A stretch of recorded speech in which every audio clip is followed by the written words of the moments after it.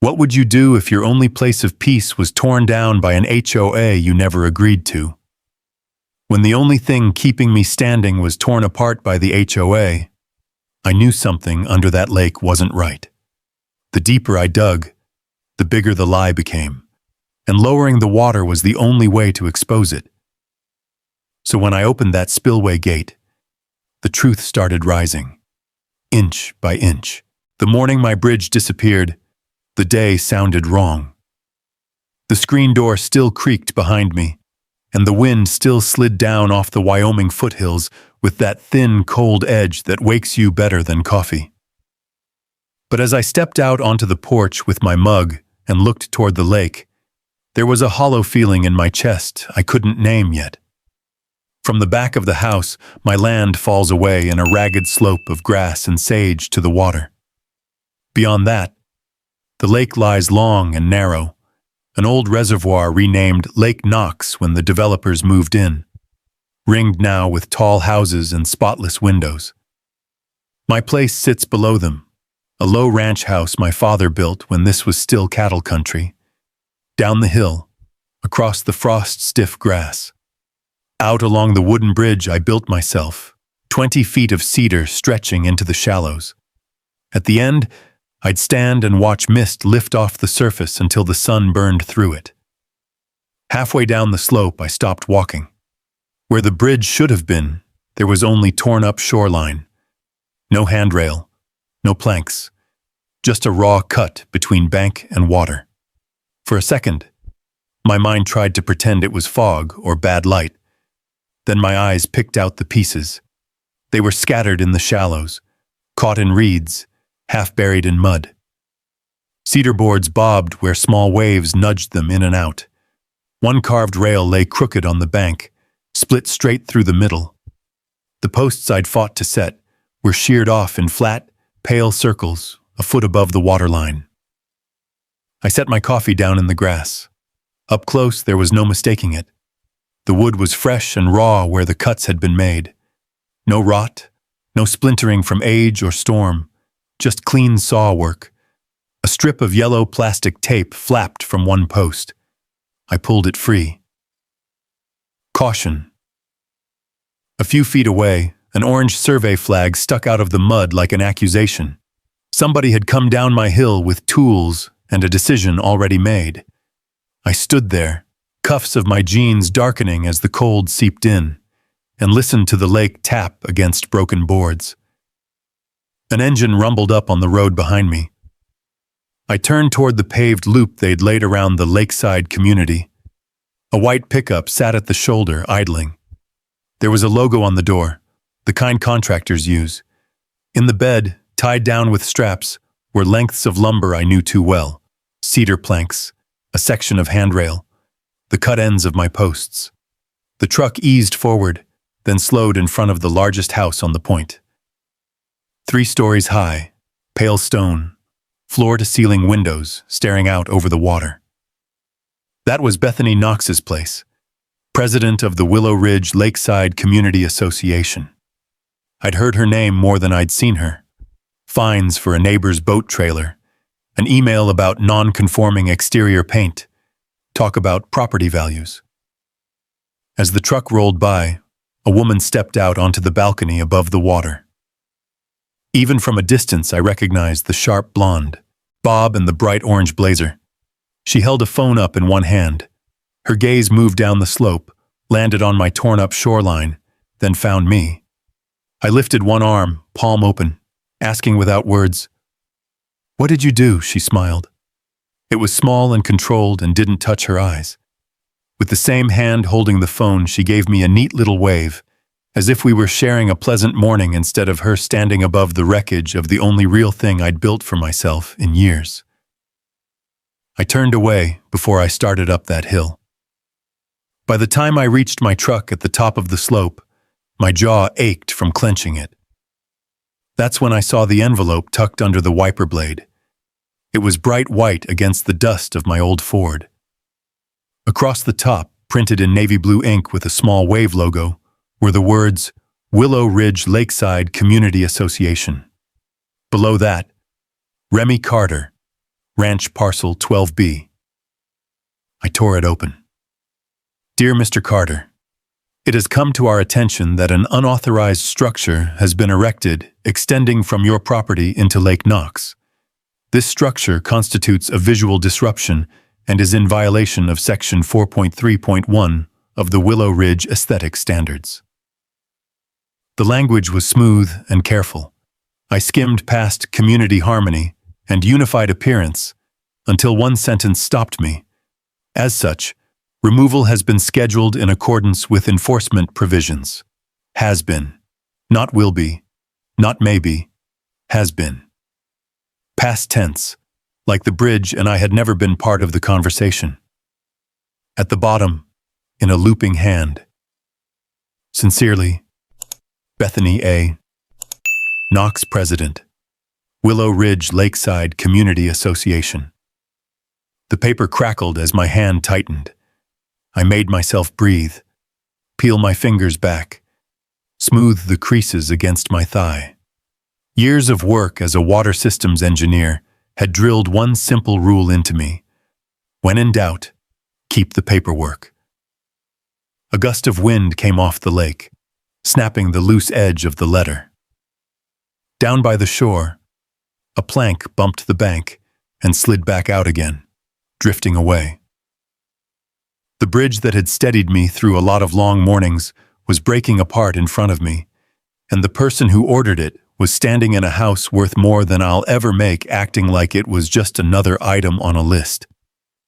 I could have walked straight up the slope, crossed the invisible line where my rough grass ended and Bethany's perfect lawn began, and pounded on that oversized front door until she had to look me in the eye. But anger's like water. Unchecked, it floods everything. Controlled, it cuts its own path. I folded the letter, slid it into the glove box next to my registration and the faded copy of my father's deed for this land. Then I leaned my hands on the hood and looked back at the empty space where the bridge had been. People like Bethany don't swing chainsaws themselves. They swing bylaws and fines and phrases like visual disruption. They write letters on heavy paper and assume men like me, the ones with old trucks and calloused hands, will swallow it and move on. But if she was willing to tear out the only thing I'd built to keep myself standing, over some supposed offense to her lake view, then this wasn't just about a few boards on the water. Whatever Bethany Knox and her HOA thought they owned out there beyond my shoreline, they wanted it badly enough to start a quiet war. And standing on my own land, with the wind biting my face and the broken bridge drifting away, I decided I was going to find out why they were so determined to control this lake. I didn't go back inside the house. Not yet. My boots were still wet from the shoreline, and my hands smelled faintly of cedar and cold water, the way they used to after long mornings building that bridge board by board. I climbed into my truck and drove the loop road that circled the lake, climbing from my low ranch up toward the ridge where the new mansions rose like polished monuments. Bethany's place sat at the highest point, a terraced plateau cut into the hillside, a kind of throne overlooking the water. The closer I got, the more the air changed. The wind still carried its bite, but up here it mixed with the sharp scent of trimmed hedges and the chemical sweetness of treated lawns. The gravel under my tires shifted to smooth pavement, the kind of asphalt that looked ironed. Her house came into view. Pale stone walls, tall glass panels catching the weak winter sun, an oversized wooden door beneath a gable that could have belonged to a ski lodge. Out front, a circular driveway with a fountain frozen mid-splash, icicles clinging to the bronze trout in its center. I parked at the edge of the drive. The engine clicked softly as it cooled. Bethany stepped out before I'd even shut the door, like she'd been watching for me. Her bright orange blazer stood out against the winter-gray sky, almost glowing. She held a tablet pressed flat against her side, and her blonde bob didn't move in the wind at all, like it had been lacquered into position. "Mr. Carter," she called, her voice carrying that confident, almost rehearsed cheer people use when they want to sound polite while putting you in your place. I wondered how long it would take. I stopped a few feet from her steps. "You tore down my bridge." "I had it removed," she corrected with a small smile. "There's a difference. No notice, no warning, nothing." She lifted the tablet and tapped the screen with a manicured finger. "A notice was mailed 2 weeks ago, and a second 5 days ago. Both were returned unclaimed. I assumed you were ignoring them." "I never got anything." The wind pushed at my jacket. "And even if I had, that bridge isn't hurting anybody." She gave a quick laugh, not loud, just enough to feel dismissive. "Mr. Carter, this community has aesthetic standards. That structure of yours disrupted the uniform sightline of the lake. We can't have every resident building whatever they like out over the water. Imagine the chaos." It was 20 feet of cedar. My hands curled at my sides. "I built it myself." "I'm aware," she said, watching me the way an appraiser might inspect a flawed antique. "We try to encourage residents to avoid, shall we say, rustic additions. They make the community appear less refined." Her eyes flicked to my truck, still dusty from the ranch road. She didn't have to say anything. I heard it between every word. "Men like you. Houses like mine." Under her polished smile, I felt the same sharp sting I'd felt the day the divorce papers were signed. Like somehow, simply existing outside someone else's standards made you smaller. "I want to see the bylaw," I said. "The one you say I broke." Bethany's lips curved. "Of course. Section 4.3.1. Lakeside add-ons and personal structures. You can read it any time, but it won't change the decision. The board has already voted."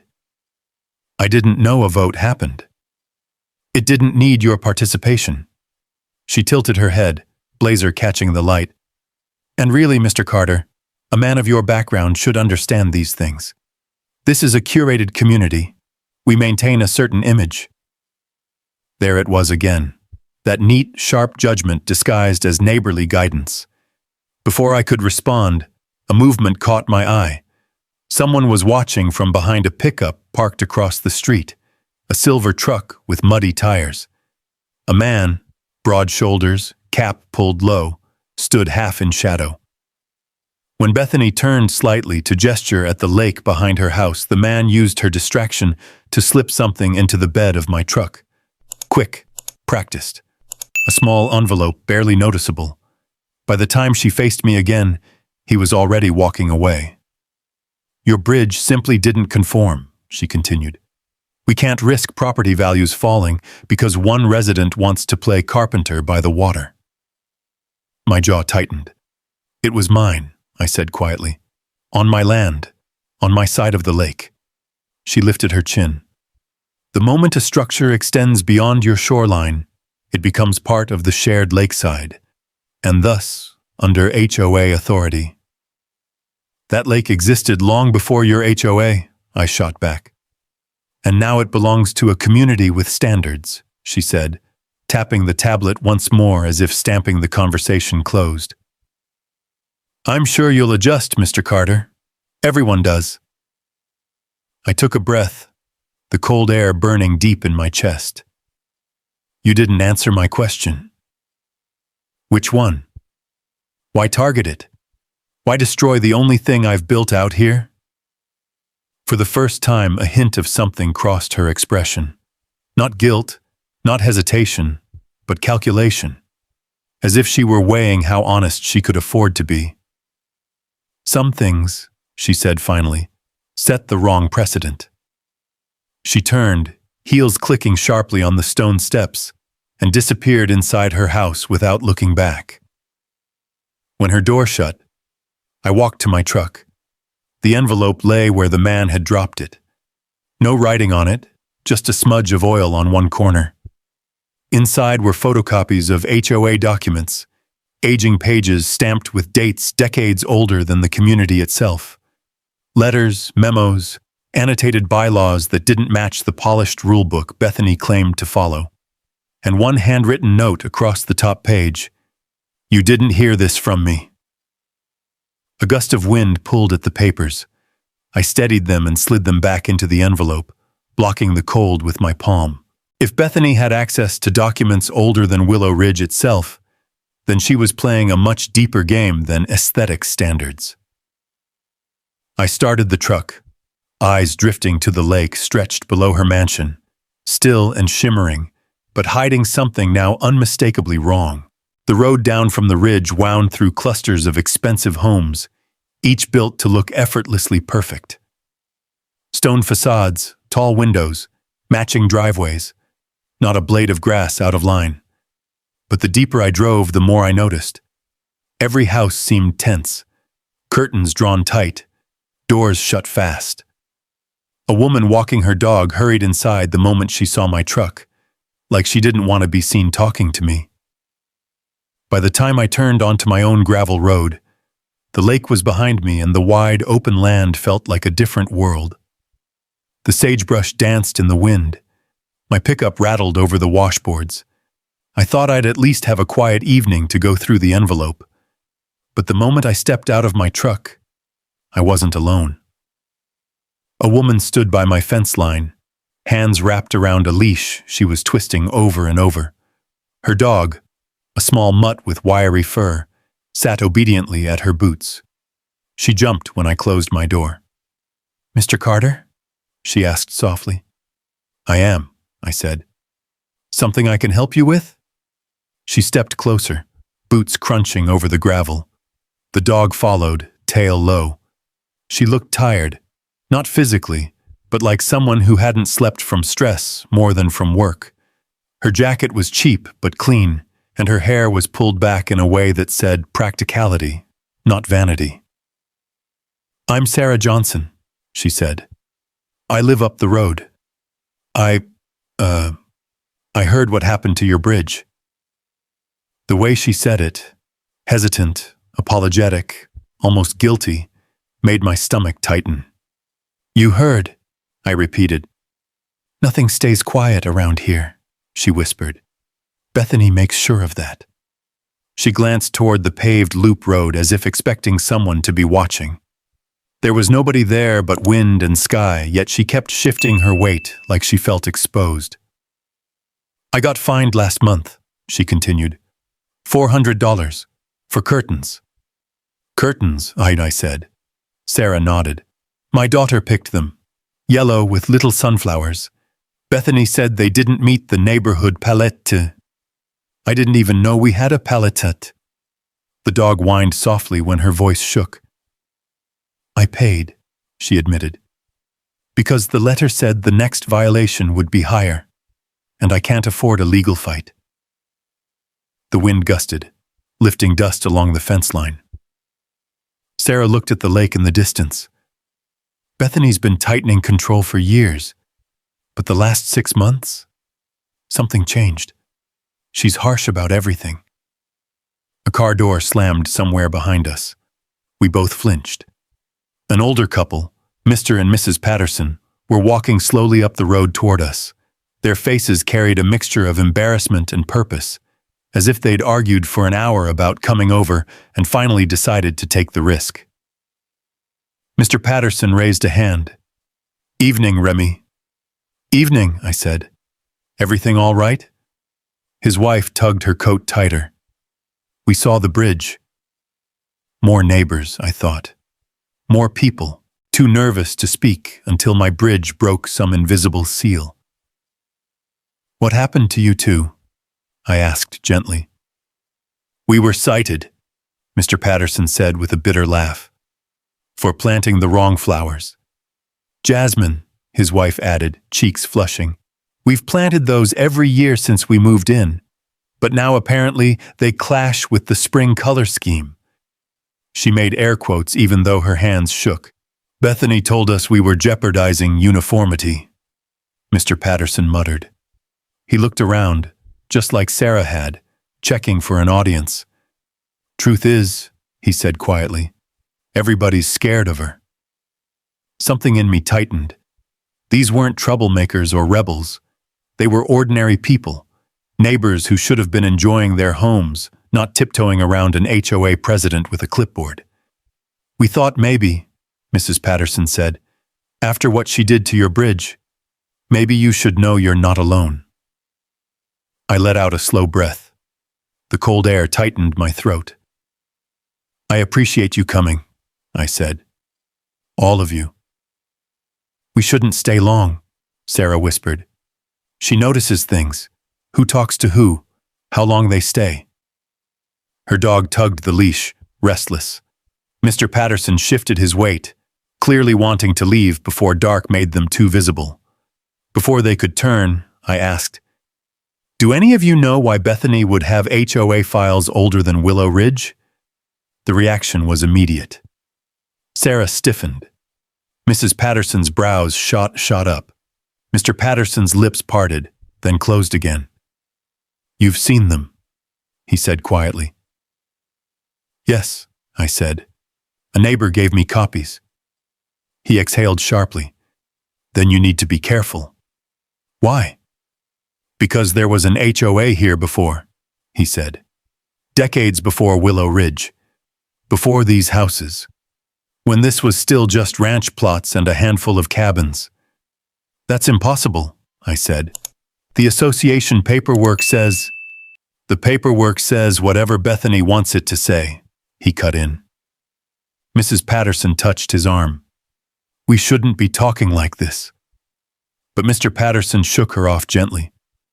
"No, he should know." He turned back to me. "We've lived here 15 years. The lake was never this high when we moved in. The water line used to be 20 feet lower. Then, somehow, the HOA, first the old one, then Bethany's, started keeping it full year-round." "Why?" I asked. "We asked," Mrs. Patterson said. "They said it was for aesthetic purposes, to maintain the luxury feel. But the higher the water got, the more issues we saw." "What kind of issues?" The three of them exchanged looks like they were sharing a secret none of them liked remembering. Sarah spoke first. "Sometimes, after storms, the water smelled strange." "Chemical strange," Mr. Patterson clarified. "Not algae." "And last year," Mrs. Patterson whispered, "we found 2 dead fish washed up, on our steps. Their scales were off, like something burned them." The wind rose suddenly, carrying a sharp metallic edge from the lake, like wet iron. "You think the lake has a problem," I said slowly. "We think Bethany knows more than she lets on," Mr. Patterson replied. "And your bridge?" He nodded toward the distant shoreline. "That wasn't about rules. That was about control." Behind them, glass windows of the mansions caught the sinking sun, throwing bright reflections across the water, like 1,000 watching eyes. The fear these people carried wasn't imagined. It hung in the air like tension before a storm. "Thank you," I said. "All of you." Sarah tugged her leash. "We shouldn't be here. She'll notice." One by one, they drifted back toward the road, glancing over their shoulders with each step. When they were gone, I stood alone beside my fence, the early evening settling cold around me. In my truck, the envelope of documents lay waiting, pages older than the HOA, older than Bethany, older than the mansions themselves. If she was hiding something beneath the surface of that lake, the fear in my neighbor's eyes had just confirmed one thing. Whatever this was, it went deeper than a broken bridge. The next morning, I woke before sunrise. The sky was still a deep slate color, the kind that makes the stars look sharper, and the cold had settled across the land in a thin white crust. Every blade of grass glittered with frost. The air smelled like winter steel. I didn't fix coffee, didn't light the stove. I grabbed the envelope, the deed my father left me, and my truck keys. If I stayed home, I'd start brooding, turning anger over like coals. Instead, I needed answers, real ones that didn't depend on Bethany's version of the truth. The county records office sat 20 miles east, in a low brick building beside the highway, wedged between a feed store and an insurance agency. A bell chimed when I stepped inside. The warmth hit me first, then the rows of metal filing cabinets and shelves sagging with old binders. Behind a counter, a woman with round glasses looked up from her computer. "Well, you're up early," she said. "How can I help you?" "I'm looking for dam records," I told her. Lake Knox, or whatever it was called before the development. Her eyebrows rose slightly. "That's a deep pull. Most folks don't dig that far back." I forced a small smile. "Consider me curious." She led me to the far wall where they kept older engineering documents. Some were digitized, some not. She left me with a stack of worn boxes that smelled faintly of dust and old paper. I sat at a metal table beneath a flickering ceiling light and opened the first box. Blueprints unfurled across the table, edges brittle like dry leaves. The ink had faded, but the lines were clear, drawn by someone who'd known what they were doing. I recognized the notation style. Engineers from the 1960s had a particular way of marking elevation gradients and water flow. I'd learned from those same patterns when I studied reservoirs and floodgates. Lake Knox hadn't always been Lake Knox. Its original name was scribbled across the top margin. Willow Ridge Reservoir, 1964. Owner, Carter Ranching Co. I blinked. My heartbeat quickened. Carter wasn't exactly a rare name, but paired with the shape of the lake, the boundaries drawn around it, something pulled at the back of my mind. I kept reading. A maintenance log from 1967 showed minor repairs to the spillway. A report from 1972 mentioned sediment buildup and recommended lowering the waterline by 4 feet to relieve structural pressure. Another document, dated 1979, contained a warning written in thick pencil. If water rises past 14 feet, mark, failure likely, inspect annually. Beside it was a note in red, funding delayed, recheck in 83. I flipped through page after page. The inspections tapered off around 1988. By the early 90s, the logs simply stopped. The most recent record in the pile was a scan from 1994, stamped received, but never signed. It referenced the dam again. Evidence of long-term erosion. Recommend lowering normal pool elevation to safe threshold. Further, postponement may result in structural instability. Safe threshold. Normal pool elevation. I'd lived by this lake for years. I knew its moods, and the water had never been lower than my waist, not even in drought years. Somewhere along the line, someone had chosen to ignore the recommendations. Someone had chosen to keep the lake full. I leaned back in the metal chair. The room hummed with the old heating unit in the ceiling, but the sound was faint compared to the rush in my ears. If the dam failed, the houses below, mine included, would be the first to take the hit. Not Bethany's mansion on the ridge, not the homes perched high above the water. The ones who'd suffer were the older properties, the ranch plots, the people who weren't part of the curated community. I pressed my hands against my forehead and breathed. After a moment, I went back to the stack. Another blueprint caught my eye. This one showing property lines from decades ago. The lake boundaries were marked, and the surrounding parcels labeled. Parcel 12B. Owner, Daniel Carter. My father. My chest tightened as I traced the shoreline. Parcel 12B included all the land stretching from the slope by my house to a section overlapping the current lakeside. Even part of what the HOA claimed as shared water access.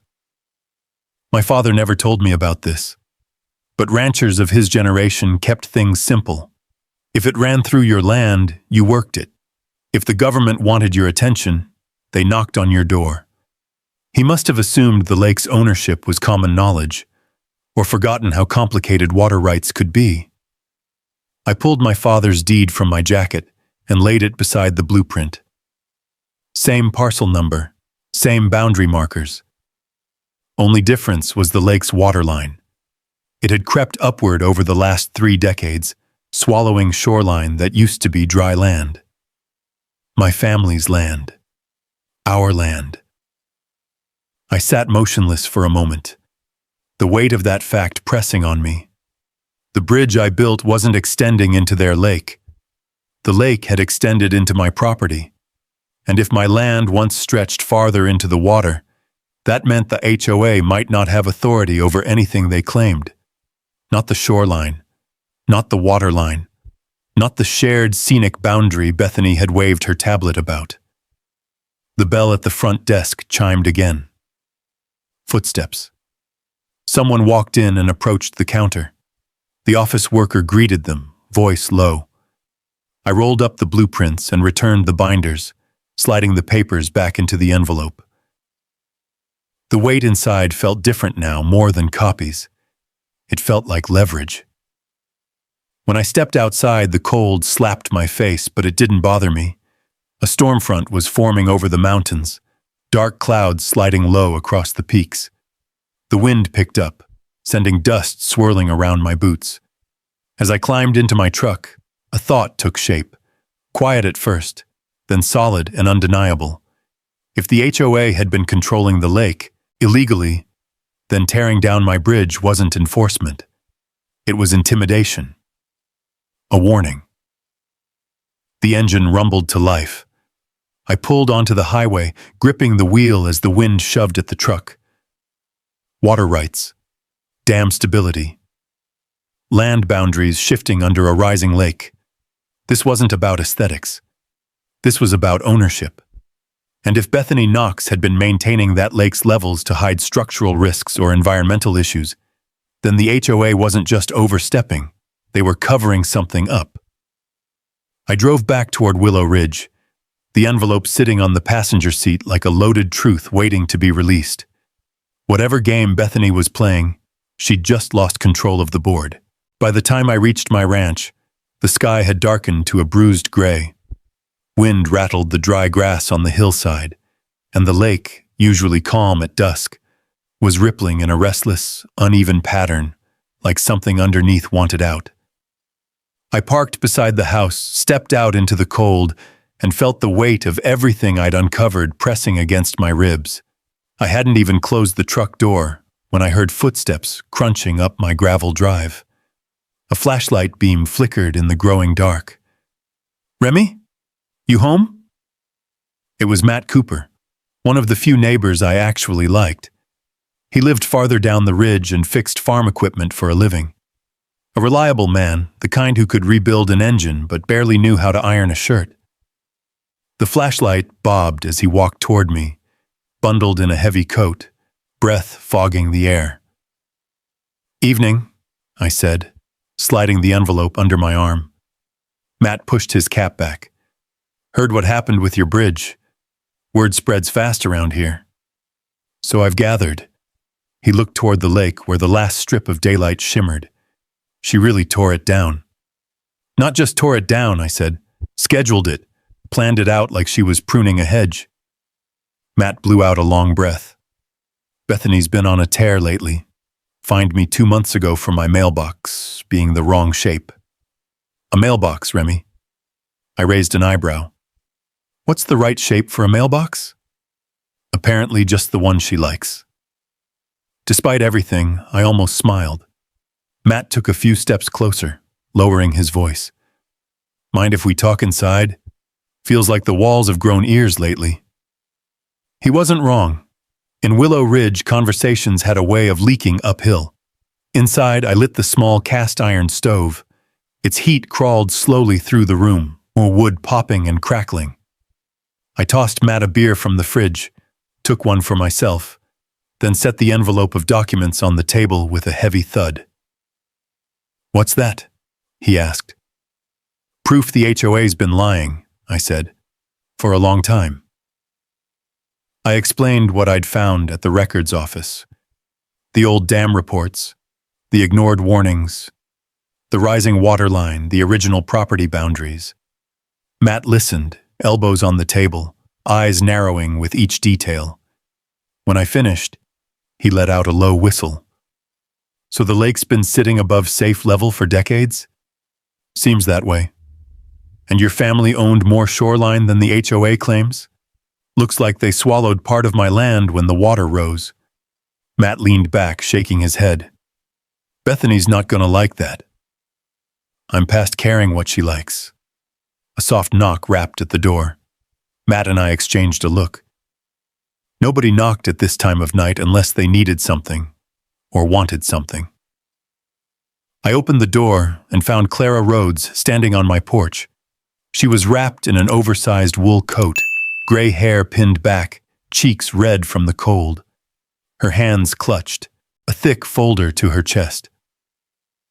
Mrs. Rhodes? I asked. Is everything all right? She stepped inside quickly, glancing over her shoulder before the door shut. I didn't want anyone seeing me come here, she whispered. Matt stood to greet her. Evening, Clara. She nodded once and then looked at me with an expression I hadn't seen from her before. One part fear, one part resolve. I heard about your bridge, she said, and someone told me you've been asking questions about the dam. That's right, I said gently. She held out the folder. Then you need to see this. The folder was old, edges frayed, corners soft, papers inside yellowed with age.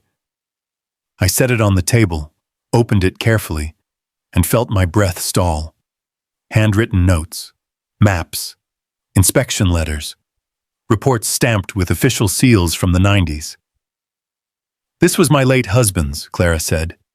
He served on the original HOA board, before it was taken over and renamed, before Bethany's grandfather got involved. Her grandfather? I asked. Yes, Harold Knox. He was head of the construction company that reinforced the dam back in the early 90s, or claimed he did. I looked down at the documents. Are you saying they didn't actually repair it? Clara swallowed. Not properly.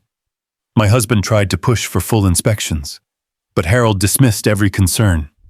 Said the lake made the community valuable and lowering it, even temporarily, would scare off new buyers. Matt cursed under his breath. Clara continued, voice trembling. My husband started documenting everything. Photos of cracks, reports of strange water smell, letters asking for maintenance. He sent them to the county, to the state. But somehow, each time nothing came of it. Because they were blocked, I murmured, flipping through the pages. Someone buried it. Clara nodded. After my husband died, I found these in his desk. I didn't know what to do. Everyone kept saying the lake was fine, that I was stirring up old worries. Tears shimmered in her eyes. But when I saw your bridge and heard what Bethany said to you, I realized something. What's that? I asked softly. Clara lifted her chin. You're not afraid of her, and my husband would have wanted someone brave enough to finish what he started. The room was quiet, except for the stove crackling. Wind brushed the windows, rattling the frames. Outside, the lake caught the last scraps of moonlight, shining like a sheet of glass over something rotting underneath. I closed the folder gently. Clara, I said, thank you. This changes everything. Matt nodded. She can't keep this buried forever. Clara's voice lowered to almost a whisper. There's one more thing. My husband believed the lake bottom was contaminated, that chemicals from an old factory upstream settled into the sediment. He wrote that if the water ever dropped too low, the truth would show. A chill ran down my spine, not from the winter wind creeping through the walls, but from what she wasn't saying. Matt spoke first.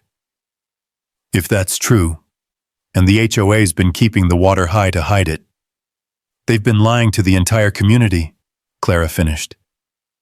I looked at both of them, Matt with his jaw clenched, Clara wringing her gloves, and felt something shift inside me. The anger I'd been carrying since the bridge was torn down had settled into something calmer, colder, sharper. Purpose. "This isn't just about my bridge," I said quietly. "This is about what's under that lake, and how far they'll go to protect it." Clara nodded, voice barely audible. "Exactly."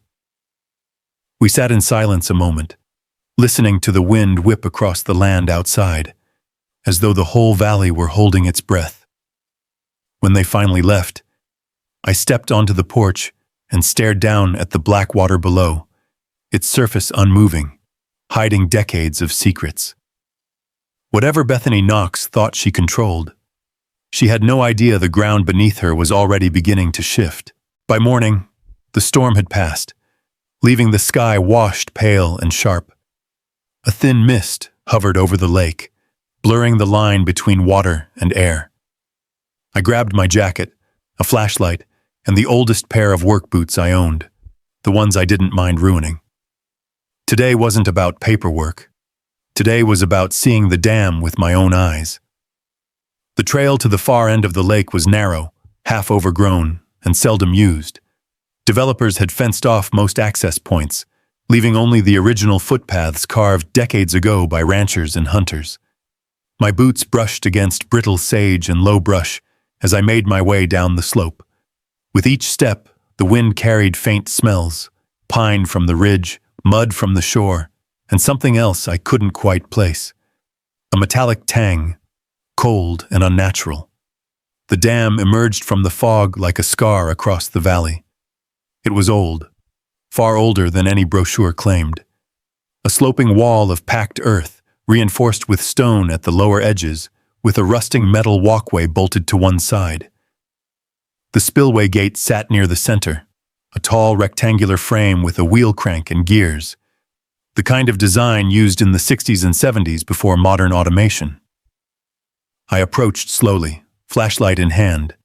The closer I got, the more uneasy I felt.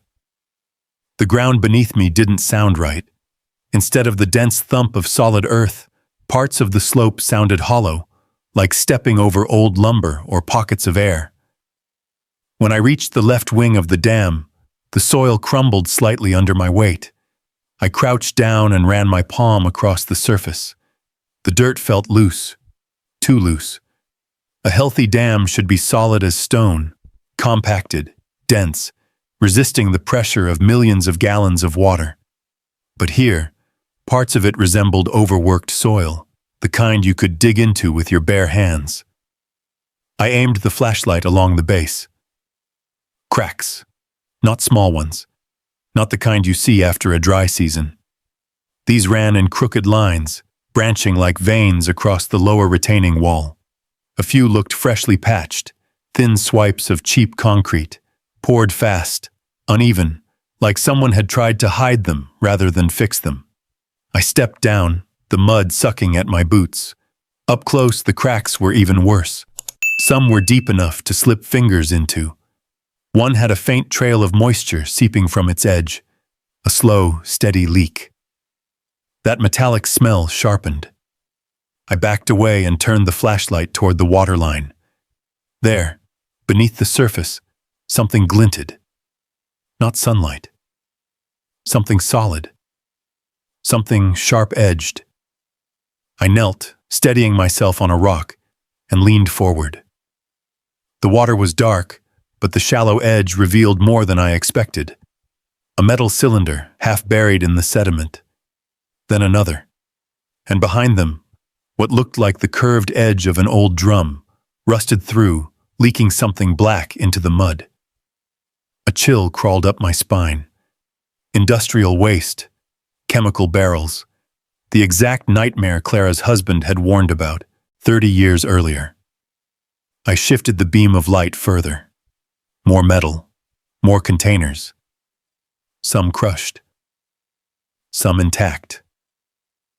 All hidden just beneath the lake's glossy surface. Undisturbed only because the water had been kept high enough to cover them. I swallowed hard. They hadn't kept the lake full for beauty. They'd kept it full to hide the truth. A gust of wind shoved against my back, nearly knocking me into the water. I steadied myself and moved toward the spillway. The old metal crank was stiff with rust, but the shape of it brought back old training sessions, floodgate drills, manual water flush sequences, emergency drawdowns. I'd been taught exactly how these gates functioned, how they should sound, how they should feel. This one felt wrong. The gears were gritted with silt, the metal moist from condensation, and something else, something oily. When I turned the flashlight upward, I saw faint streaks of black across the metal frame. Oil residue. Someone had tried to lubricate the gate recently, but without cleaning it. A sloppy job. Desperate. I stepped back, breathing slowly. The lake wasn't stable. The dam wasn't safe, and the HOA had known for years. Behind me, the mountains rose like silent witnesses. The wind carried the low hum of distant highway traffic, the call of a hawk somewhere above. Every sound seemed magnified in the stillness. Then I heard a different sound. Soft. Rhythmic. Footsteps. I snapped the flashlight off, slipping into the shadow of the spillway's concrete edge. The footsteps were coming from the ridge trail, slow, tentative, stopping every few seconds as if the person wasn't sure where they were going. A silhouette appeared at the top of the slope. Clara Rhodes. She held her coat tight around her, breath visible in the cold. Her voice carried faintly over the water. "Remy? Are you down there?" I stepped from the shadows. "Clara? What are you doing here?" She descended carefully, boots sliding on the loose soil. "I had to warn you." My gut tightened. "Warn me about what?" "Bethany talked to the Pattersons this morning," Clara whispered. "She knows you went to the records office. She's telling people you're trying to stir up trouble, that you want to lower property values so you can buy land cheap." I let out a humorless breath.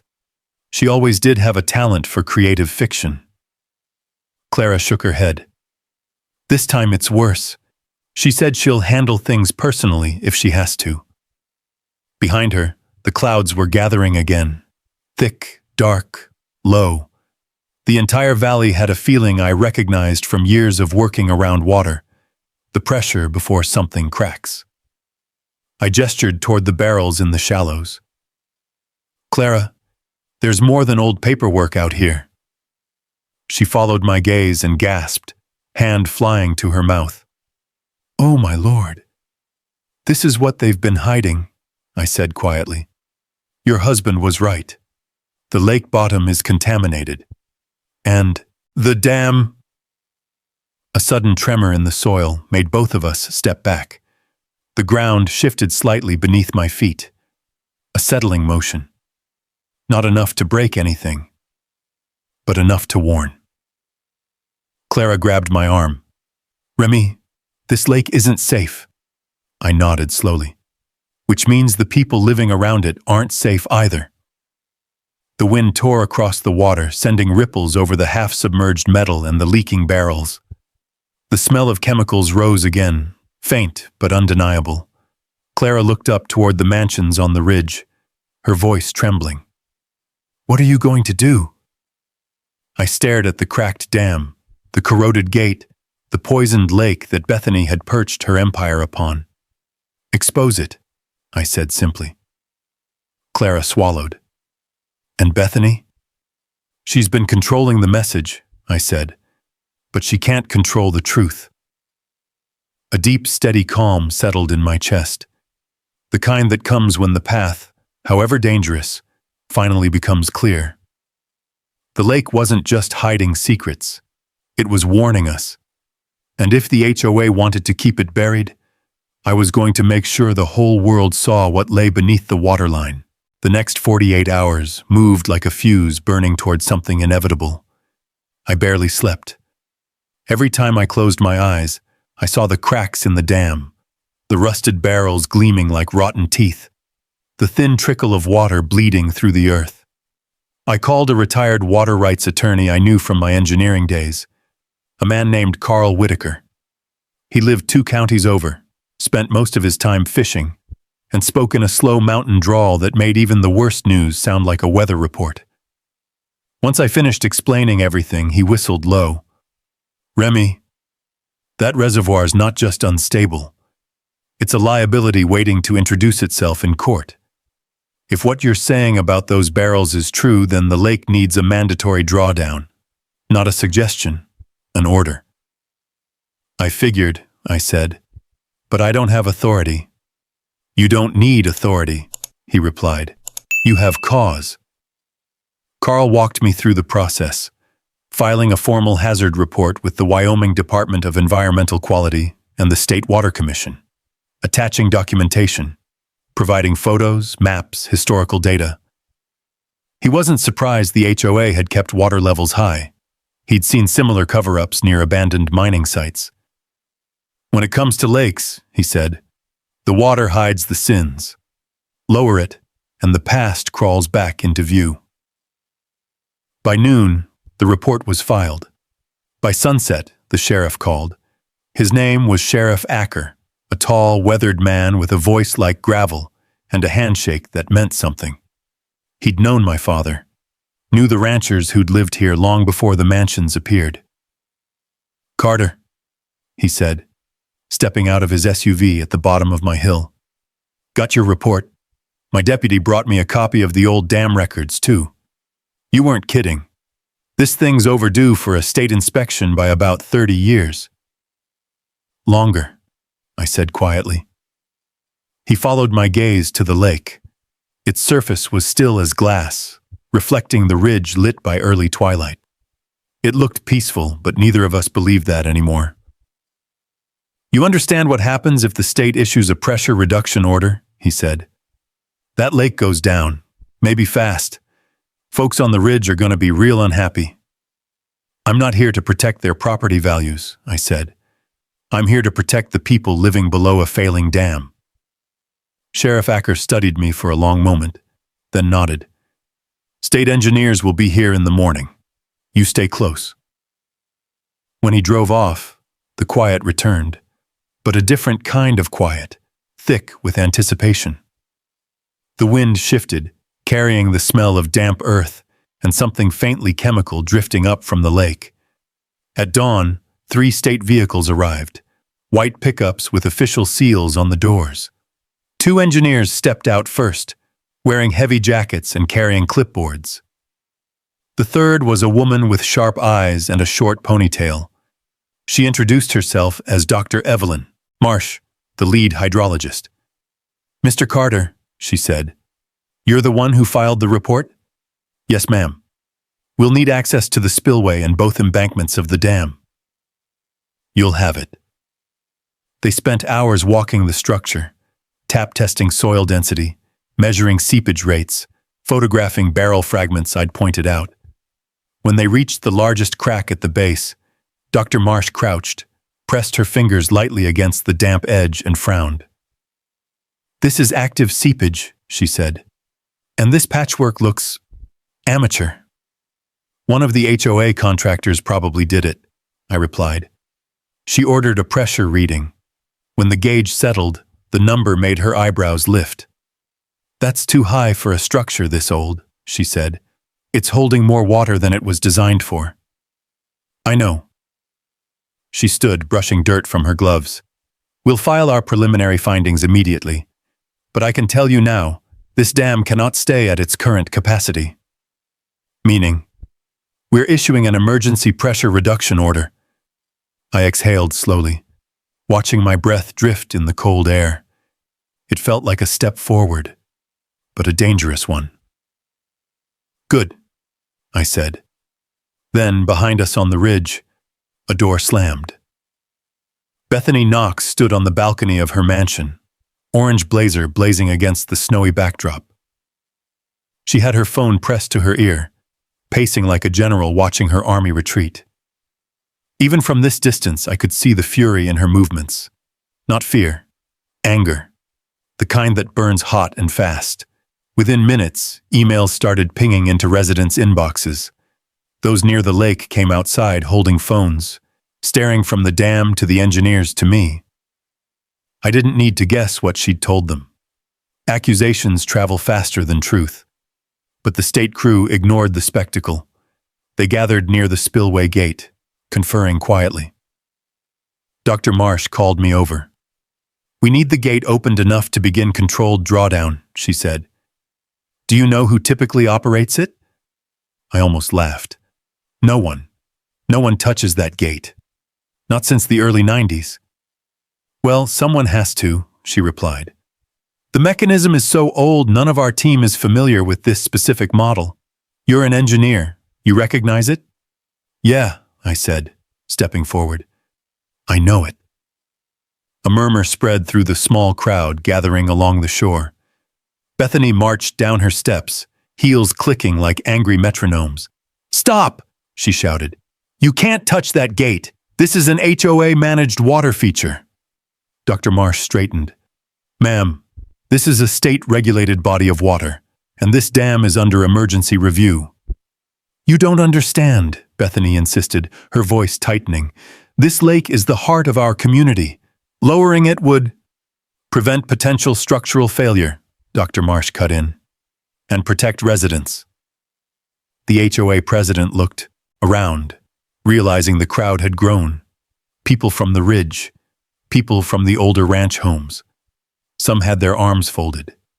Some whispered. Some recorded videos.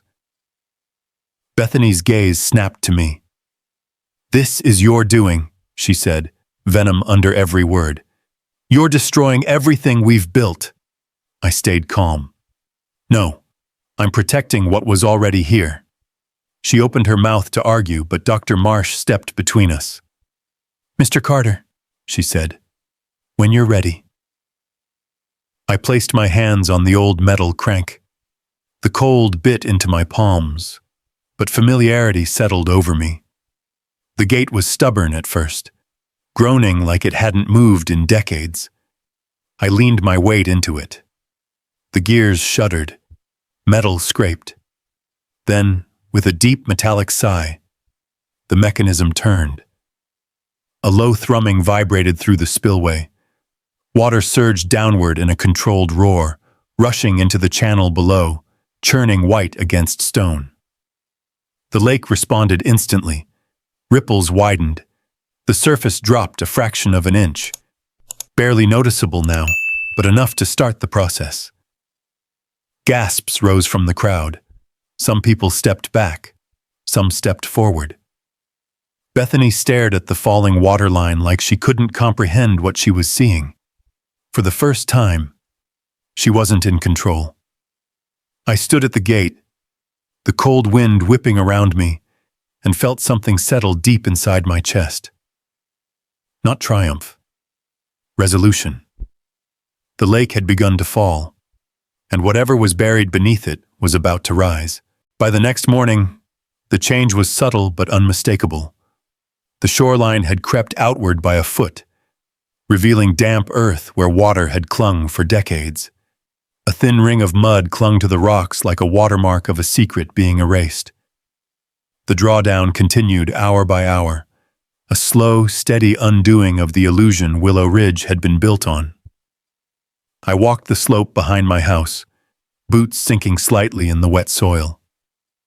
The lake's surface had dropped enough to expose the tops of old tree stumps, pale, swollen, warped by years underwater. They stood like ancient markers reclaiming their place in the world. A cluster of residents gathered along the western bank, their breath clouding in the morning cold. Some looked confused, some worried, others angry. Whispered conversations floated between them. What's happening to the lake? Is this safe? They said this was temporary. They said it was normal. But beneath their voices, something else hovered, a faint awareness that the lake's perfection had always been too perfect. At mid-morning, a cracking sound split the quiet. I followed it to the far edge where high-dollar docks, gleaming wooden structures belonging to the mansions, now hung crooked in mid-air, no longer resting on water. Their support beams groaned, some bending under their own weight, others leaning forward as if searching for water that no longer existed beneath them. Bethany's dock was the worst. It jutted out from the rocky shoreline like a broken jaw, the waterline now a good 3 feet below its lowest boards. A crowd had gathered around it. The Pattersons, Sarah, neighbors from lots I didn't recognize. They watched the lake retreat, as if witnessing a slow-motion disaster. Then, as the sunlight sharpened, the first real secret appeared. Near the center of the lake, something metallic reflected the light, a rusted barrel breaching the surface like the fin of a dead creature. Brown water dripped from its edges. A streak of dark sludge trailed behind it. Whispers turned into shouts. "Is that a drum? What's inside it? Has that always been there? No one ever said anything." By noon, the water had fallen even more. What had once been a smooth, deep expanse was now a patchwork of shallow pools and exposed earth. Mud cracked open like old skin. The air filled with the smell of silt mixed with something sharper, chemical, sour, wrong. I walked closer, my breath catching. More barrels. 4, then 6, half buried in the muck, some crushed, some intact. A few were stamped with faded markings I recognized from my years consulting for water districts. Hazardous waste handling property of Central Mining and Refinery. Do not submerge. My stomach tightened. These weren't just old trash. These were remnants from the mining operation Clara mentioned, the one that shut down long before Willow Ridge was built. Clara arrived beside me, coat flapping in the wind. "Dear Lord," she whispered. "There they are, just like my husband said." Her voice shook, but not from cold. Residents edged forward, phones recording. A TV news van rolled up near the ridge road. Cameras mounted on shoulders swung toward the shrinking lake. For the first time, the truth was no longer whispered. It was visible. Indisputable. Unavoidable. A man in a flannel jacket approached me.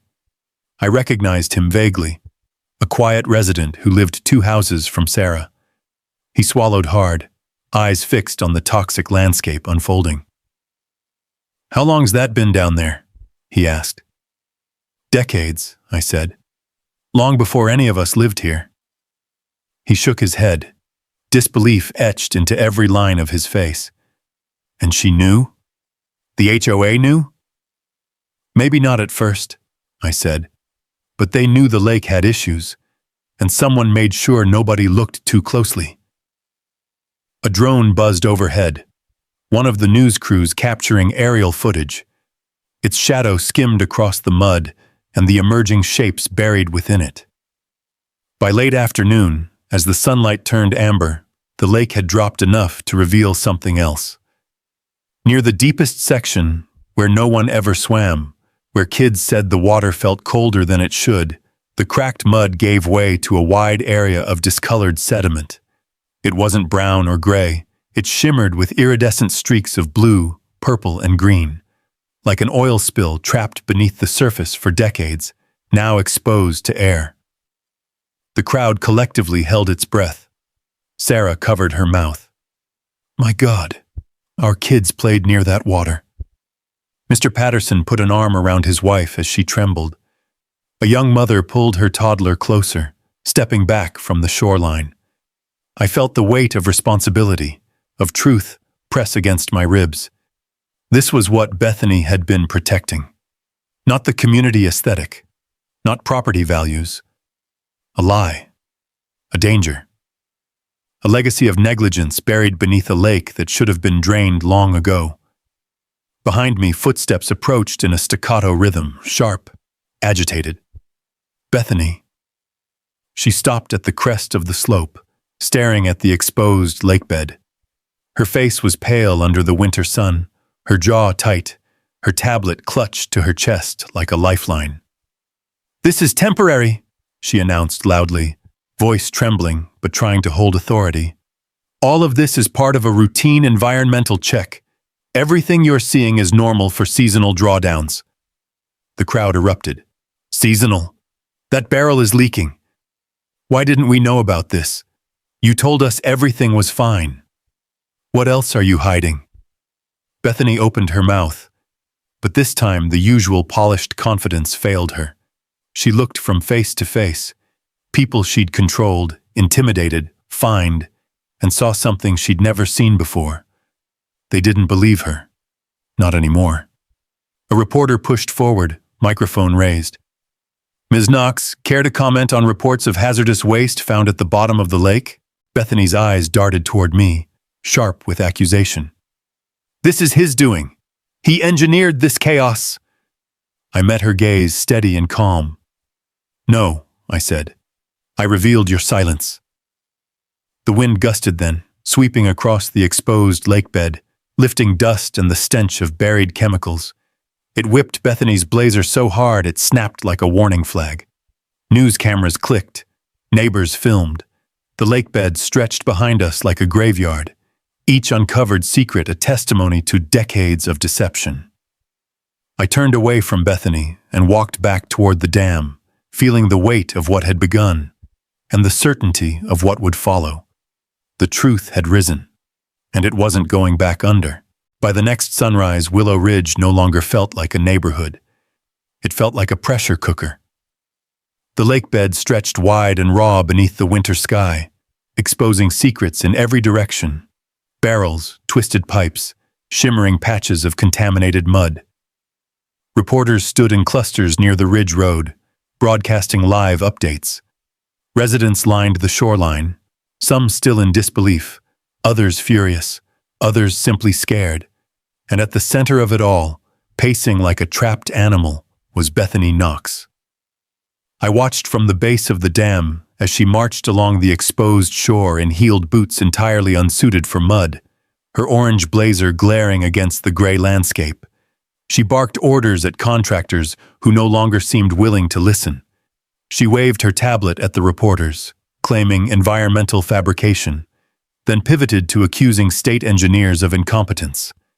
But every time she pointed a finger, 3 more cameras pointed back at her. By mid-morning, she snapped. She climbed onto a half-submerged rock, mud splashing up her boots, and raised her voice so loud it echoed across the hollowed lake. Everyone needs to calm down. These are isolated, historic items. They have nothing to do with our current water quality. This lake is safe. Our community is safe. Her voice cracked on the last word. The crowd murmured, not in agreement, but in disbelief. A man stepped forward, one of the longtime residents who had always kept to himself. His voice trembled as he held up his phone. My daughter got sick last summer, he said. Stomach problems, rashes. The doctor didn't know why. Did you know this was down there? Did you know? Bethany paled. Those issues have nothing to do with the lake. Another resident raised her voice. My dog died after drinking from the shoreline last fall. We reported it. You told us he must have eaten fertilizer. A third stepped forward with printed photos, grainy shots of strange discoloration in the water taken years before. We tried to warn you, he said. You ignored every single one of us. The crowd shifted from confusion to accusation, from worry to outrage. Faces hardened, voices sharpened. Bethany stumbled backward, her control slipping inch by inch. I could almost see the moment she realized the tide had turned against her. She retreated toward the ridge, clutching her tablet like it was a shield. But before she reached her property, her phone buzzed. She stopped abruptly, listening. Slowly, her shoulders sagged. When she hung up, she didn't look at the crowd. She looked at me. This is your fault, she hissed. Everything was fine until you started meddling. I didn't answer.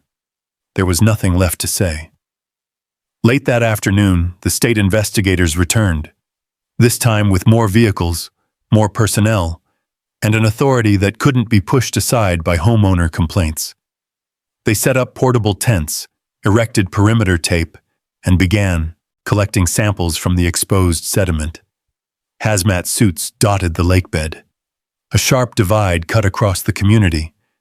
Those who had defended Bethany fell silent. Those who feared her found their voices. Those who doubted me now avoided meeting my eyes. Not out of guilt, but because the truth was too loud to ignore. And still, Bethany kept fighting. She launched a live stream from her balcony at sunset, professional lighting hastily arranged, tight camera angles designed to emphasize her control, her professionalism, her authority. "Residents of Willow Ridge," she began, voice shaking under the veneer of confidence. "We are experiencing a coordinated effort to destroy our community. This attack began with one individual, someone who refused to follow simple regulations, and who has now orchestrated a full-scale smear campaign." My name didn't need to be spoken. Everyone knew who she meant. She paced in front of the camera, dramatically gesturing toward the drained lake behind her. "This environmental panic is grossly exaggerated. These are relics from decades ago, irrelevant to our modern standards. We are victims of misinformation, led by a disgruntled troublemaker who..." A notification pinged on the live stream, then another, and another. The comments flooded in like a surge bursting through a failing dam. "I've lived here 15 years. We always knew something was wrong.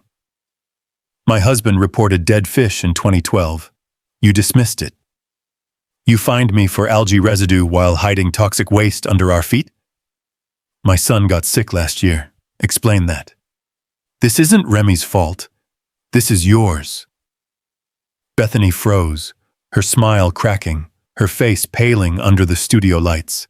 She tried to mute the comments. They kept reappearing. She tried to block users. More joined. The breaking point came when Clara Rhodes called into the stream. Her voice came through crisp and steady.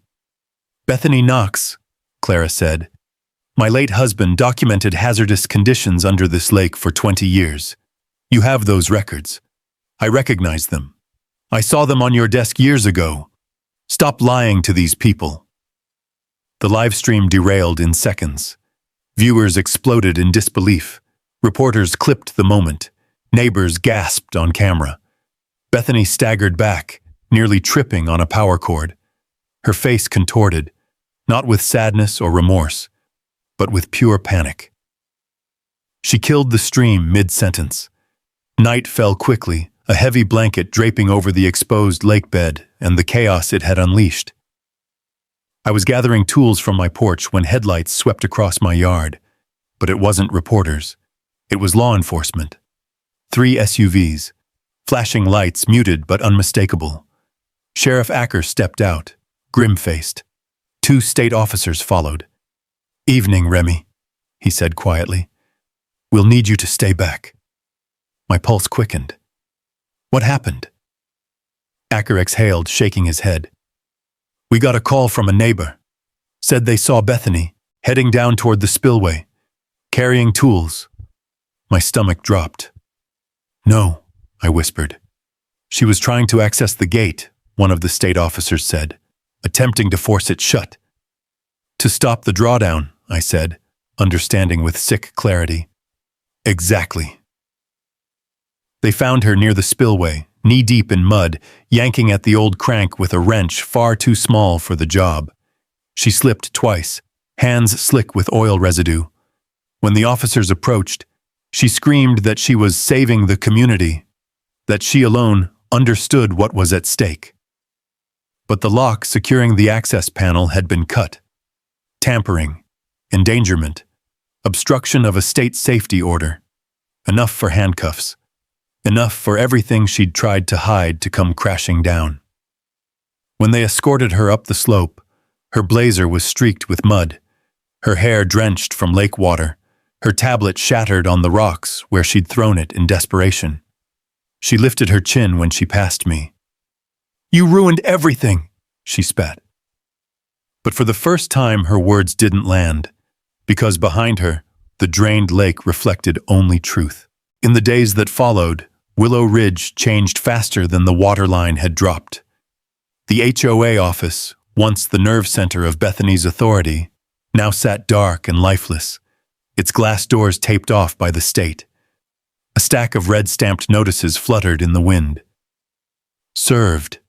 Sealed. Under investigation. Residents stopped walking in tight little circles of gossip. Instead, They walked in small knots of concern, voices lowered, hands tucked into coat pockets as they stared out across the exposed lakebed. The once pristine water that sold them million-dollar views had become a wide bowl of mud, rusted barrels, and broken secrets. It wasn't pretty, but it was honest. And oddly enough, honesty brought people together. For the first time since I'd moved here, neighbors I barely knew stopped by the ranch, not out of fear, but out of something like gratitude. Some came to apologize for not believing me sooner. Others came to offer help if I needed it.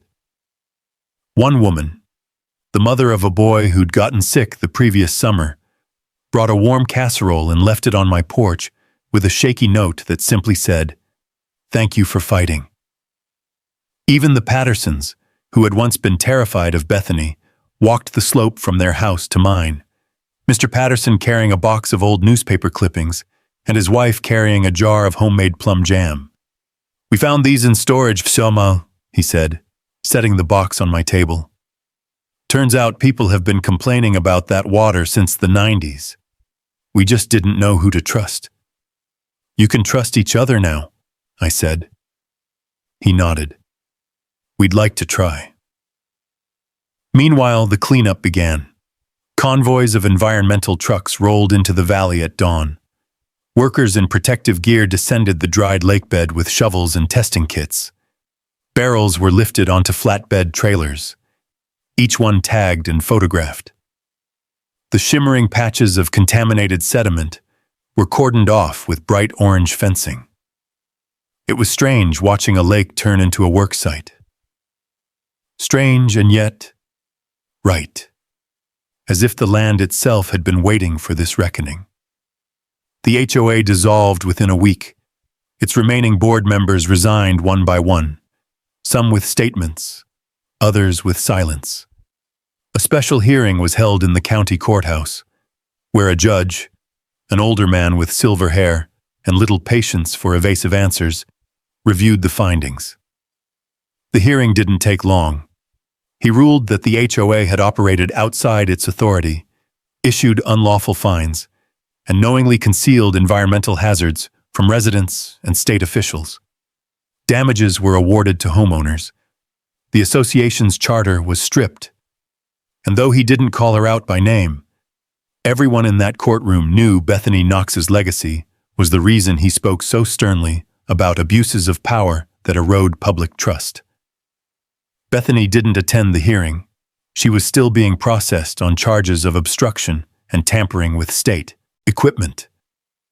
The mansion she'd ruled from, towering over the lake like a monument, now sat quiet and hollow, its windows staring down at a lakebed it once tried to hide. The orange blazer was gone, the perfect smile gone, the authority gone. 3 weeks after the decision, the remediation crew invited community volunteers to help redefine the shoreline. Their words. It wasn't glamorous, just hauling debris, moving stones, planting native grasses along the newly exposed banks. I helped every day I could, and somewhere in that work, neighbors stopped being strangers. Sarah told jokes that made Clara laugh until she wiped tears from her cheeks. Matt brought a thermos of strong coffee for whoever needed it. Kids stomped in the mud until their boots got stuck, and their parents laughed instead of scolding them. It felt like a neighborhood for the first time, not a curated display, not a polished image, but a place where people lived, worked, talked, and helped each other. One mild morning, snow melting into soft patches along the hillside, I gathered lumber behind my house. Cedar boards, smooth, straight, ready. Matt stopped by, eyebrow raised. "You thinking what I think you're thinking?" "I'm rebuilding," I said. His grin spread wide. "Hell yeah, you are. Grab the post hole digger." Word must have traveled, because within an hour, 6 neighbors wandered down the slope. Some carried tools, some carried snacks, some just came to watch. We dug the post holes together, the soil still damp and cold from weeks without water. Each time we set a post, someone would steady it while others packed the earth around it. The hammering echoed across the quiet valley, sharp, comforting, alive. I stained the boards a warmer hue this time. Not honey-colored like before. Something deeper. Something earned. When the final plank was laid across the new bridge, the sun was sliding low behind the ridge, painting everything in soft gold. The group stood with me as I took the first step onto it. The wood flexed slightly, sturdy and sure. It wasn't long or impressive. It didn't need to be. It was honest. It was mine. Behind us, the remediation crews continued their work. Quiet, steady progress. Ahead of us, the lakebed stretched open and ready for renewal. Bethany's mansion loomed on the ridge, its massive windows staring down at the bridge she once destroyed. But now it faced something she couldn't undo. Rebuilding. Truth. Community. That evening, after everyone went home and the last hint of daylight faded, I sat at the edge of the new bridge, boots dangling above the drying mud. The air carried a faint scent of pine and the distant drone of machinery. I leaned back on my hands and let the peace settle in, a peace I hadn't felt in years. When I got up to leave, I noticed an envelope sitting near my front door. No return address. Inside was a letter from a homeowners group in Colorado. We saw the news about Willow Ridge, it read. We're dealing with a similar situation. We could use someone with your courage and your experience. I folded the letter, smiling softly. Some fights you choose. Some fights choose you. And some, you win by draining an entire lake so people can finally see what's been sitting underneath them all along.